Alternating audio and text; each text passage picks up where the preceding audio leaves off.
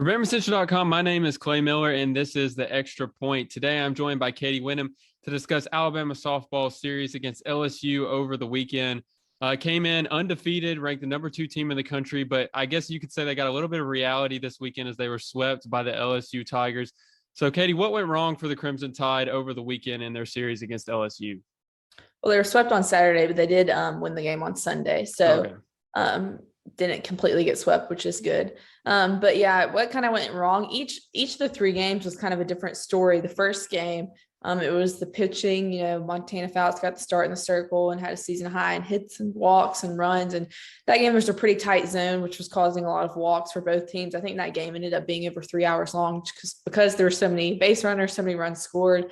But Alabama almost got run ruled in that first game and lost 13-6. And so that game, it was really more on the pitching because normally, with Alabama's pitching staff, if the offense is able to get 6 runs, that should be more than enough.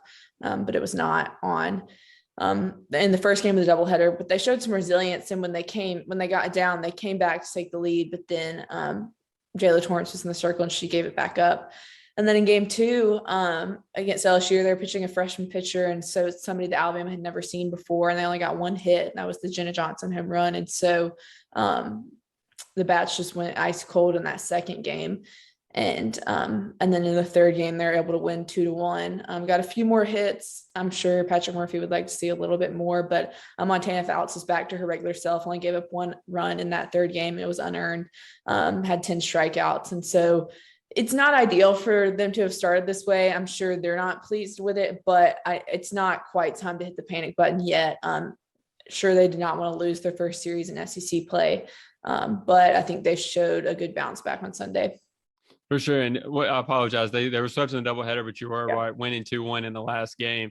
But like you said, some concern there about how many runs they gave up. Is there concern for the pitching staff going forward, or is it as simple as just a bad weekend and hopefully get Lexi Kilfoy back soon? Well, I don't think it's a ton of concern because Lexi did pitch in game 2, and she did give up the 5 runs, but all 5 came on home runs from LSU's Georgia Clark. And so, the first home run was the grand slam where they had intentionally walked the batter before, Taylor Pleasance, who, she's like an Olympian level athlete, but she hasn't been hitting as well as Clark. So it's one of those things where hindsight's 2020. Do you intentionally walk her to load the bases or not? But, also Lexi has to make that pitch, and she can't give up the grand slam. And so was it a good day for the pitching staff on Saturday? Absolutely not. I don't think there's a ton of concern. Like I said, Montana bounced back on Sunday. I think there was a little bit of concern about the depth behind Montana and Lexi, and that, Jayla's last 2 outings against Power 5 teams in LSU and Texas that were not the greatest, but she has shown potential too. But you don't necessarily even need the depth behind Lexi Montana as long as they can stay healthy for those weekend series. And then you can kind of use Jayla Torrance and Alex Salter more in the midweek games, but probably not this midweek game against Florida State on Wednesday night, a top 5 team in the country coming in. Right. It's certainly not the end of the world for Alabama. Obviously, a lot of games left ahead of them. Have several during the week and then a weekend series against Kentucky coming up.